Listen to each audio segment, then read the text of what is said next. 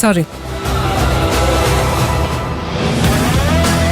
C Aravind, എന്റെ കല്യാണത്തെക്കുറിച്ച് ഞാൻ ഇതുവരെ ആലോചിച്ചിട്ട് പോലുമില്ല. ആലോചിക്കാനാണ് ഞാൻ പറഞ്ഞത്. എനിക്ക് ഇനിയും കാത്തിരിക്കാൻ വയ്യ.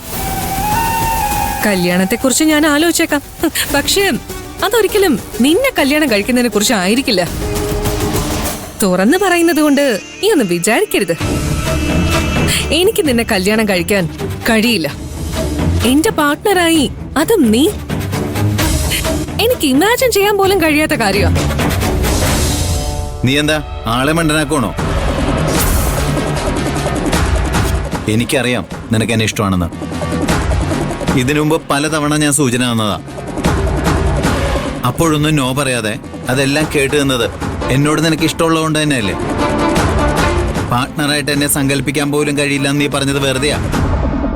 എന്നെ പറ്റിക്കാൻ പറയണല്ലേ? എന്റെ മുഖത്തേക്ക് നീ ഒന്ന് നോക്ക്. ഇവിടെ എവിടെയെങ്കിലും നിന്നോടുള്ള പ്രണയം നീ കാണുന്നുണ്ടോ? ഒരു പെണ്ണിന്റെ മുഖത്ത് നോക്കിയാൽ മനസ്സിലാകും അവൾക്ക് അയാളോട് ഇഷ്ടമാണോ അല്ലയോ എന്നുള്ളത്. എന്റെ ഈ മുഖം കണ്ടിട്ടും എനിക്ക് നിന്നോട് ഇഷ്ടമുണ്ടെന്ന് നീ വിശ്വസിക്കുന്നുണ്ടെങ്കിൽ നിന്നെ പോലൊരു മണ്ടൻ ഈ ലോകത്ത് വേറെ ഇല്ലെന്ന് ഞാൻ പറയും. മുക്ത, നീ എന്ന് പറഞ്ഞ എനിക്ക് ഒരു തരം പ്രാന്താണ്. നീ ഒന്നും മനസ്സിലാക്ക മുക്ത, പ്ലീസ്. ഞാൻ സ്നേഹിക്കുന്ന പോലെ ആർക്കും നിന്നെ സ്നേഹിക്കാൻ കഴിയില്ല. ആ സ്നേഹം എനിക്ക് വേണ്ട അരവിന്ദ്. ഞാൻ പറഞ്ഞില്ലേ എന്റെ കല്യാണത്തെക്കുറിച്ച് ഞാൻ ഇതുവരെ ആലോചിച്ചിട്ട് പോലും ഇല്ലെന്ന്.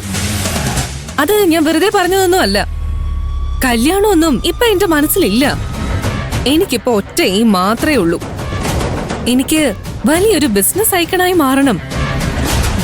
കല്യാണം, കുഞ്ഞുകുട്ടി പരാധീനതകൾ, അതൊന്നും എനിക്ക് ചിന്തിക്കാൻ പോലും കഴിയാത്ത കാര്യങ്ങളാ. പ്ലീസ്. എനിക്ക് പറയാനുള്ളതെല്ലാം ഞാൻ പറഞ്ഞു കഴിഞ്ഞു. ഇനിയിപ്പൊ നിനക്ക് എന്നോടുള്ള ഭ്രാന്ത് കണ്ട് ഞാൻ നിന്നോട് യെസ് പറഞ്ഞു എന്ന് തന്നെ ഇരിക്കട്ടെ. എന്നാലും നടക്കില്ല. കാരണം എന്റെ മാരേജ് എപ്പോ നടത്തണം, ആരുമായി നടത്തണം എന്നൊക്കെ തീരുമാനിക്കുന്നതേ ഞാനല്ല, എന്റെ മമ്മിയാ. മമ്മിയെ ഓവർടേക്ക് ചെയ്തുകൊണ്ട് ഒരു ഡിസിഷൻ എടുക്കാനും എന്നെ കൊണ്ട് കഴിയില്ല. അതുകൊണ്ട് പ്രേമം, കല്യാണം, മാങ്ങാത്തൊലി എന്നൊക്കെ പറഞ്ഞ് നീ എന്റെ പുറകെ വരരുത് പ്ലീസ്. മുക്ത, എന്റെ ഒരു ചോദ്യത്തിന് മറുപടി പറഞ്ഞിട്ട് നീ പൊക്കോ. എന്തു വന്നാലും എന്നെ പ്രേമിക്കില്ല എന്ന് നീ വെട്ടി തുറന്നു പറഞ്ഞു. നീ വേറെ ആരെങ്കിലും സ്നേഹിക്കുന്നുണ്ടോ? നോ.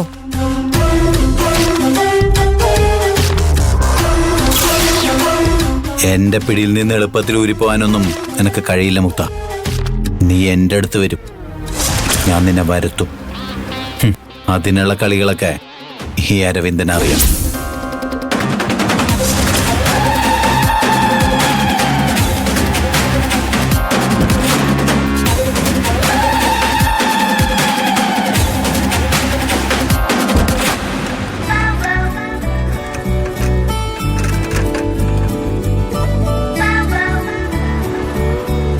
പോസ്റ്റ് ഓഫീസ് ഇവിടെ എവിടെയോ ആണെന്നാ സെക്യൂരിറ്റി ചേട്ടൻ പറഞ്ഞു.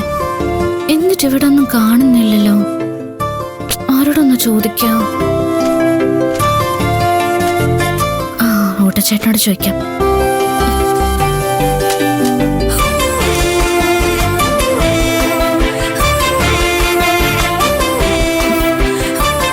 ചേട്ടാ, ഈ പോസ്റ്റ് ഓഫീസ് എവിടെയാ? പാർവതിയോ? ചേട്ടനായിരുന്നോ? കളഞ്ഞുപോയ ശമ്പളക്കാശ് തിരിച്ചു കിട്ടിയോ? എന്റെ ശമ്പളക്കാശ് കളഞ്ഞു പോയിന്ന് ചേട്ടൻ എങ്ങനെ അറിഞ്ഞു? നിന്റെ ശമ്പളക്കാശ് വണ്ടിയിൽ വീണെന്ന് അയാൾ പറയുമ്പോഴാണ് ഞാൻ അറിയുന്നത്. അതേ കാശ് ആ കവറടക്കം പാർവതിയുടെ കയ്യിലെത്തിക്കണമെന്ന് അയാൾക്ക് നിർബന്ധമുണ്ടായിരുന്നു. നിന്നെ സ്നേഹിക്കുന്ന ആ പയ്യന്. എന്നെ സ്നേഹിക്കുന്ന പയ്യനോ? നിന്റെ കാശ് തിരിച്ചു കിട്ടാൻ വേണ്ടിട്ട് അയാൾ എത്രമാത്രം കഷ്ടപ്പെട്ടു എന്നറിയോ? ആ കാശ് അന്വേഷിച്ച അയാള് 10-20 കിലോമീറ്റർ അപ്പുറത്തുള്ള ആക്രിക്കാരന്റെ ഗോഡൌണിൽ ചെന്നു. അവിടെ ഉണ്ടായിരുന്ന തടിമാടന്മാരുമായി തല്ലും വഴക്കും ഉണ്ടാക്കി. ആ 15,000 രൂപ തിരിച്ചു തന്നാ 30,000 രൂപ കൊടുക്കാമെന്ന് പറഞ്ഞു. പക്ഷെ അതൊന്നും അവര് കേട്ടില്ല. നീ കഷ്ടപ്പെട്ട് സമ്പാദിച്ച നിന്റെ കണ്ണീരിന്റെയും വിയർപ്പിന്റെയും മണമുള്ള ആ പൈസ തന്നെ നിന്റെ കയ്യിൽ എത്തിക്കണമെന്ന് അയാൾക്ക് വാശിയുണ്ടായിരുന്നു. അതിനുവേണ്ടി അയാൾ എന്താ ചെയ്തതെന്ന് നിനക്കറിയോ?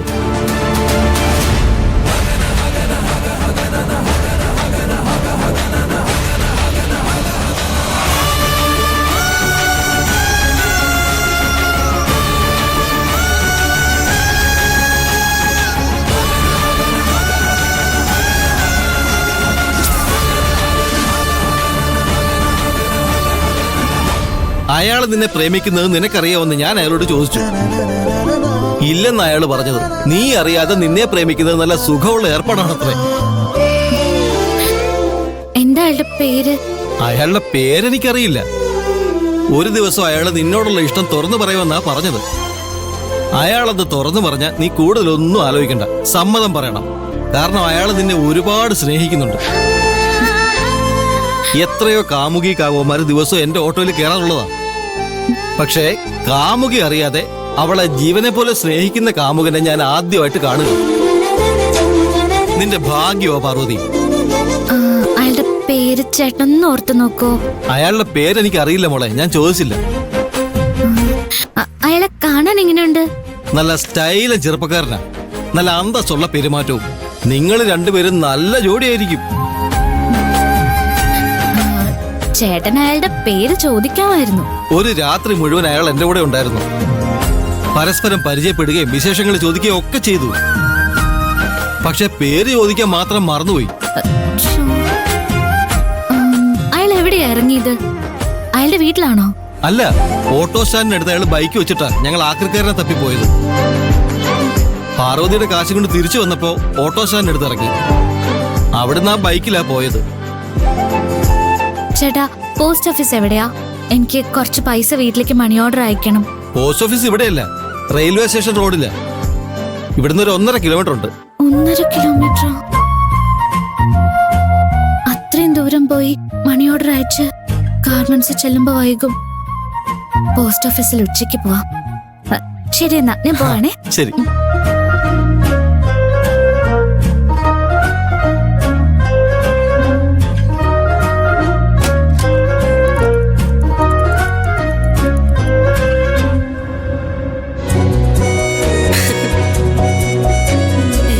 അത്ര വലിയ ഭംഗിയൊന്നും ഉണ്ടാവില്ല. ജയന്തി ചേച്ചി, ചേച്ചി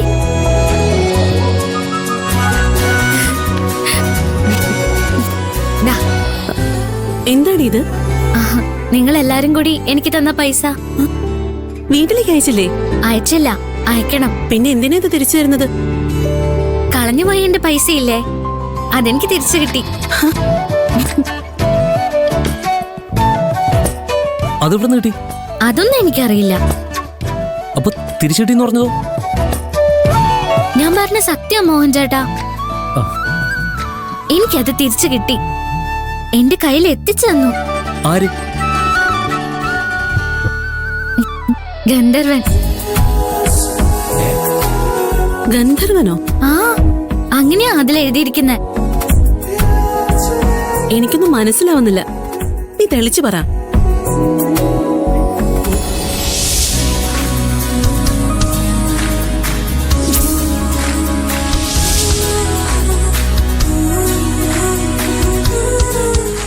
വാങ്ങ ജയന്തി ചേച്ചി.